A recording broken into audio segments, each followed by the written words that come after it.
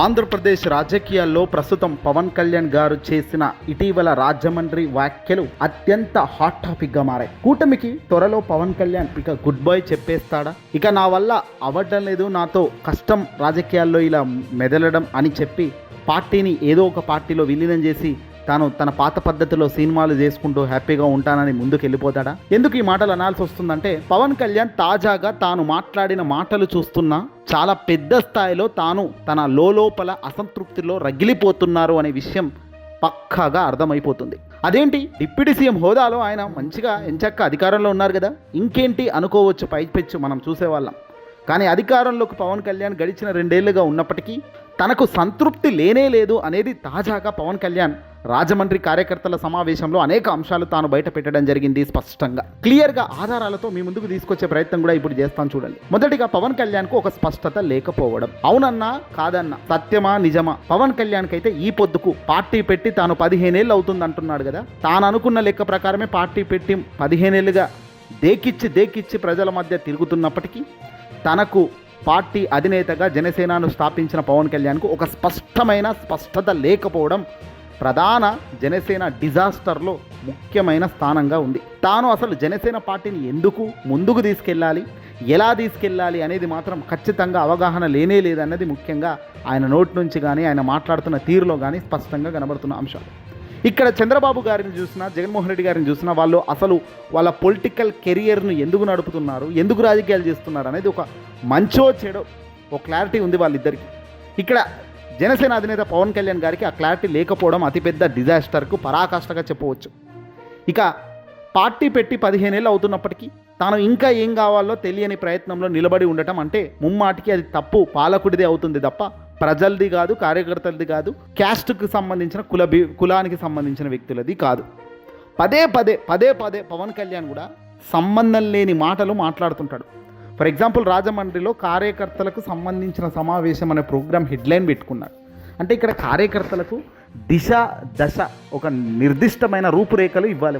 వాళ్ళు ఏం చేయాలి, ఏం తప్పులు చేస్తున్నారు, మీరు ఇలా చేయకండి, ఇలా చేయాలి అని చెప్పాలి. కానీ ఇక్కడ పవన్ కళ్యాణ్ ఏదో పనికిమాలిన చరిత్ర మొత్తం తవ్వుతూ ఉంటాడు. 15 ఏళ్ళు పార్టీ పెట్టి నేనేం కాలేకపోయాను, పక్క రాష్ట్రంలో ఎంచక్క ఫ్లెక్సీలు పెట్టుకొని ఎంచక్క సీఎం అయిపోయారు, నాకు అసూయ కలుగుతుంది తమిళనాడు ముఖ్యమంత్రి విజయ్ గారిని చూస్తుంటే అంటూ ఇండైరెక్ట్గా పవన్ కళ్యాణ్ తన అసలు వక్రీకరణ బుద్ధిని బయటపెట్టాడు. అసలు ఒక వ్యక్తిని చూసి అసూయ కలుగుతుందని, గొప్ప స్థాయిలో ఉన్నాను అని ఫీల్ అవుతున్న వ్యక్తి మాటల నుంచి బయటకు వస్తే దాని అర్థం ఏమిటి అంటే, ఈగో అహంకారం నడిపిస్తున్నాయి ఆ మనిషిని అనేది తెలుసుకోవచ్చు. అహంకారానికి పోయినా ఈగోకు పోయినా సమస్యలు ఎప్పటికీ కూడా మనం నిరంతరం సమస్యల్లో పడిపోతుంటాం. ఆ అహంకారం ఒక 10 ఆకులు కసితో 10 మందికి మేలు చేసే దానికి ఉండాలి, కానీ వ్యక్తిగత లాభం కోసం ఈరోజు చంద్రబాబుతో జతగట్టిన పవన్ కళ్యాణ్ అనేది అనక తప్పని పరిస్థితి వస్తుంది. తాను 15 ఏళ్ళుగా ఎంత కష్టపడినా ఏ పదవి రాకపోవడంతో ఇక చంద్రబాబుతో జతగట్టాల్సిన పరిస్థితి వచ్చిందనేది తన అంతర్భావన ఆలోచన మధ్యలో ఉన్న అంశం క్లియర్గా కనబడుతుంది. తాజాగా ఆయన మాట్లాడిన మాటల తీరులో చంద్రబాబుకు భజన చేస్తూ 2024లో అధికారంలోకి వచ్చారు, డిప్యూటీ సీఎం అయ్యారు, సంతోషం. కానీ ఈ అధికారాన్ని వాడుకొని ఈ అధికారంలో ఉన్న అధికారులతో అప్రమత్తమై తన పార్టీ క్యాడర్ను ఎంతో స్ట్రెంత్ చేసుకోవాల్సిన వెసులుబాటు అవకాశం ఉంది. కానీ ఈ పని పవన్ చేస్తున్నాడా? జనసేన క్యాడర్లో వస్తున్న అసంతృప్తికి గల కారణాలేంటి, వాళ్ళను సంతృప్తి పరిచే అంశాలేంటి అనేది బేరేజ్ వేసుకొని ఎక్కడికక్కడ మీటింగ్లు పెట్టుకొని ఆన్లైన్ ఆఫ్లైన్ పద్ధతిలో పూర్తి స్థాయిలో కమ్యూనికేట్ చేస్తూ ఒక్క అధినేత సింగిల్ ఎజెండాతో ప్రజలందరినీ ఏకతాటిపైకి తీసుకొస్తూ తన సొంత కార్యకర్తలకు భరోసా నమ్మకం ఇచ్చే ప్రయత్నం చేస్తే జనసేన బలపడక ఇంకేమవుతుంది? కానీ ఇక్కడ ఏ పొద్దు పవన్ కళ్యాణ్ ఈ ప్రయత్నాలు ఏమీ చెయ్యరు. పెట్టిన పేరు మీటింగ్లకు ఒకటైతే తాను చేసే వ్యాఖ్యలకు సంబంధమే ఉండని వ్యాఖ్యలు అనేక సందర్భాల్లో మనం చెప్పుకున్నాం, చూసాం. ఈసారి కూడా అదే మాదిరిగా పాత చింతకాయ పచ్చడ రుబ్బినట్టుగా పాత విషయాలను తవ్వడం, ముఖ్యమంత్రిగా తాను ఎప్పటికీ అవ్వలేను అన్న అసంతృప్తి, చంద్రబాబుతో జై కొట్టలేని పరిస్థితి. ఇప్పుడు చంద్రబాబుతో విభేదిస్తే అదేంటి మీరు బాబు గారిని అప్పుడు విభేదించారు, ఇప్పుడు కలిశారు, మళ్ళీ ఇప్పుడు విభేదిస్తున్నారు అని తిరుగుతారు. చంద్రబాబు గారు చేస్తున్న తప్పులను తప్పు అనేదానికి మనసు ఒప్పుకోక దాన్ని రంగరించే ప్రయత్నాలు.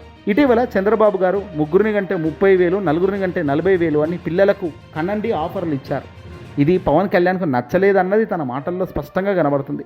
కానీ దాన్ని కవర్ చేస్తూ చంద్రబాబు గారిని ఏం అనరాదు కాబట్టి తనను డైవర్ట్ చేస్తూ ఏదో మాట్లాడుతున్నారు.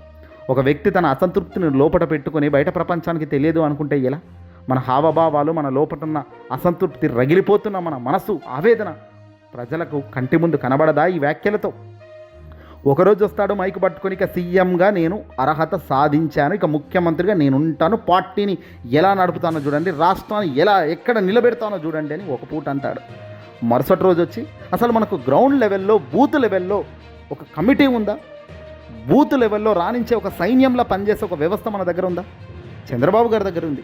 తెలుగుదేశం పార్టీ గ్రౌండ్ లెవెల్లో వాళ్ళు పోలింగ్ బూత్ మేనిఫెస్టేషన్ అంటే స్ట్రక్చర్ మనకు తెలుసా అంటూ పవన్ కళ్యాణ్ ఈ రకంగా మాట్లాడాడు.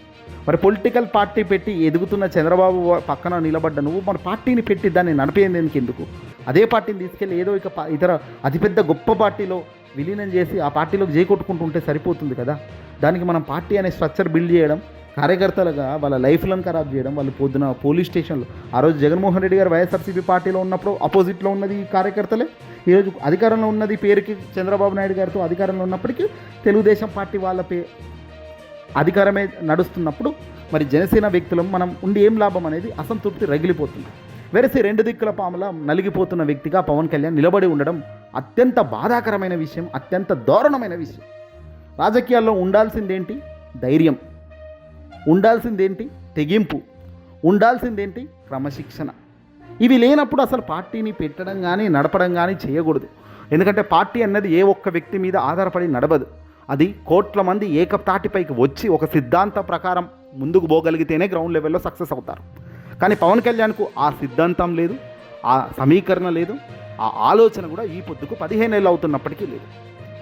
ఏదేమైనప్పటికీ కూడా రాష్ట్ర వ్యాప్తంగా జరుగుతున్న అన్యాయాలను అన్యాయమని ప్రశ్నించే స్థాయిలో లేనప్పుడు ఇక పార్టీ పెట్టేందుకు దాన్ని ముందుకు తీసుకెళ్లాల్సిన ఆలోచన ఎందుకు?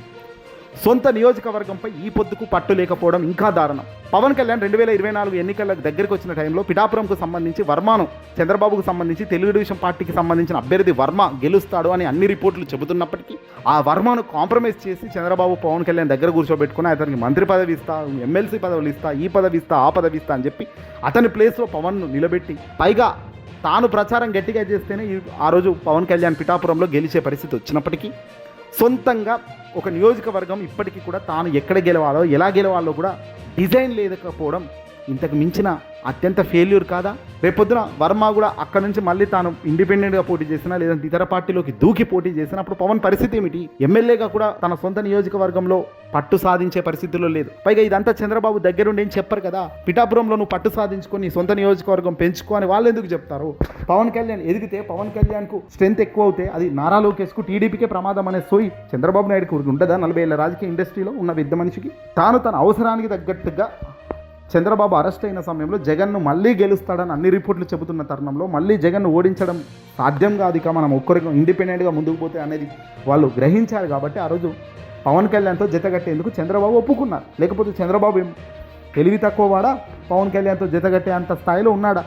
కానీ ఆ టైంలో ఉన్న తన దారుణమైన పతనానికి పోతున్న దానిని తిరిగి వైభవం తెచ్చుకునే పరిస్థితుల్లో మాత్రమే క్లిక్ కొట్టే ఒక అత్యంత వేగమైన క్లిక్ అది పవన్ కళ్యాణ్తో కలవడం. మరి ఈ పొద్దుకు సొంత నియోజకవర్గంపై అట్టు సాధించకపోవడం, చంద్రబాబు చాప కింద నీరుల వ్యూహాన్ని మార్చుకుంటూ తాను అడుగులు వేస్తున్నాడు. రాజకీయ శైలి అనుభవం ఉన్న వ్యక్తి చంద్రబాబు నాయుడు. ఆయన అవసరాన్ని బట్టి వ్యూహాలు మారుస్తారు. ప్రస్తుతం కూటమి ధర్మం నడుస్తున్నప్పటికీ తెర వెనుక టీడీపీ తన సొంత బలాన్ని అత్యంత బలంగా పెంచుకునే పనిలో ఉంటుంది. అంతే తప్ప జనసేనను ఎదగనిచ్చే పరిస్థితి వాళ్ళు తెర వెనుక చేసే పనులే ఎదగనివ్వదు. జగన్మోహన్ రెడ్డి గారిపై లేదా వైసీపీపై నిరంతర యుద్ధం చేస్తూ కూర్చుంటా నేను అంటే కాదు పవన్ కళ్యాణ్ గారు. అసలు ఇక్కడ మీరు యుద్ధం చేయాల్సింది జగన్తో కాదు, మీ పక్కన ఉన్న శత్రువు చంద్రబాబు నాయుడు గారు తప్ప మరొకరు కాదు అన్నది ఇక్కడ ఆలోచించాలి.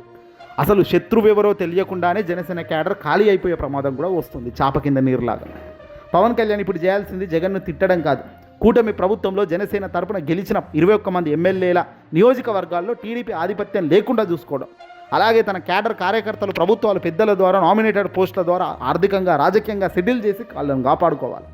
అలా కాపాడుకుంటేనే రేపు పొద్దున వాళ్ళు పవన్ను కాపాడుకుంటారు తప్ప పవన్ ఎవ్వరి గురించి ఆలోచించకుండా తాను మాత్రం డిప్యూటీ సీఎం హోదాలో ఉన్నాను, క్యాడర్ ఉంది, నాకు సెక్యూరిటీ ఉంది అని చూసుకుంటూ ముందుకు పోతే మాత్రం అత్యంత దారుణమైన, చరిత్రలో ఎవరూ చూడనంత దారుణమైన స్టేజ్ను రుచి పవన్ కళ్యాణ్ చూసే అవకాశం ఉంటుంది రాబోయే కాలంలో అనడంలో సందేహం లేదు. ఇక పార్టీని విలీనం చేసే ప్రమాదం కూడా, సొంత సిస్టమ్ నిర్మాణం బ్రేక్ అవుతే ఖచ్చితంగా ఇక పార్టీని ఎక్కడో దగ్గర విలీనం చేసే అవకాశం ఉంటుంది. స్పష్టమైన స్ట్రక్చర్ ఇప్పటికీ లేకపోతే భవిష్యత్తులో ఒత్తిడి తట్టుకోలేక జనసేన బీజేపీలో విలీనం చేసే అవకాశం తప్పని పరిస్థితుల్లో వచ్చే ప్రమాదం కూడా ఇక్కడ పొంచి ఉంది అని చాలామంది రాజకీయ నిపుణులు చెప్తున్నారు. జనసేన ఒక స్వతంత్ర శక్తిగా ఎదగాలంటే పూటకో మాట రోజుకో వ్యూహం మార్చడం ఆపేసేయాలి. తక్షణం ఒక స్ట్రక్చర్ నిర్మించాలి. 2029 కల్లా అసలు మా స్ట్రక్చర్ ఏంటి, మా స్ట్రాటజీ ఏంటి, అయితే చంద్రబాబు గారితోనే ఉంటాము, లేదంటే మాకు ఆ చంద్రబాబుతో ఉన్నా కూడా అప్పుడు పవర్ షేరింగ్ 2.5 years మీరు 2.5 years మేము అనేటట్టుగానన్నా ఉండాలి. ఇన్ కేస్ అధికారం వస్తే. అధికారం రాకపోతే మాత్రం ఖచ్చితంగా ఇండిపెండెంట్గానే మేము ముందుకు పోతామని ఏదో ఒకటి పర్ఫెక్ట్గా ఆలోచన విధానం చేసుకోవాలి. అలా చేసుకోలేనప్పుడు రాబోయే కాలంలో నియోజకవర్గాలను గెలిచే పరిస్థితుల్లో జనసేన నిలబడే పరిస్థితి ఉంటే ఖచ్చితంగా అప్పుడు ఇబ్బంది అవుతుంది. సిస్టమ్ స్లోగా కొలాప్స్ అవుతుంది.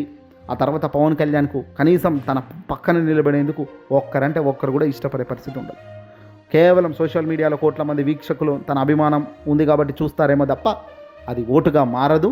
తనను నమ్మి నిలబడే ధైర్యం ఎవడు చెయ్యడు. అల్టిమేట్గా ఈ రెండు ఖచ్చితంగా జరుగుతాయి. ఏదేమైనప్పటికీ కూడా సిస్టమ్ బిల్డింగ్లో ఉన్న తప్పులను ఒప్పుగా మార్చుకొని ఇప్పటికైనా లెవెల్స్ ఏంటి, ఏం జరుగుతుంది అనేది చూసుకోవాలి. 4 మీటింగ్లు పెట్టి గొప్ప డైలాగులు కొట్టి చప్పట్లు కొడుతున్నారు కదా అనుకుంటే మాత్రం భావోద్వేగ ప్రసంగాలకే పరిమితం అయిపోతే భవిష్యత్ రాజకీయ రికార్డులో ఆయన ఒక మంచి ప్రసంగికుడుగానే మిగిలిపోతారు. చంద్రబాబు ప్రాక్టికల్ పాలిటిక్స్ నుంచి పవన్ కళ్యాణ్ రాజకీయాన్ని నేర్చుకుని అవసరం తీరిపోయాక చంద్రబాబు పక్కన పెట్టిన ఒంటరిగా నిలబడేంత బలాన్ని జనసేన ఇప్పుడే అధికారం ఉండగానే సంపాదించుకోవాలి తప్ప మరొక రూట్ లేదు. లేదంటే మోసపోవడం వాళ్ళ వంతు అవుతుంది తప్ప మరొకటి కాదు. జగన్మోహన్ రెడ్డి గారే నాకు ధీటైన వ్యక్తి, ఆయనకే నేను పోటీ అనుకుంటే మాత్రం చాలా చాలా ప్రమాదమే. పక్కకున్న చంద్రబాబును మర్చిపోయి జగన్ను చూస్తూ రెచ్చిపోతే చంద్రబాబు చాప కింద నీరులాగా తన పార్టీని కొలాబ్ చేస్తాడు.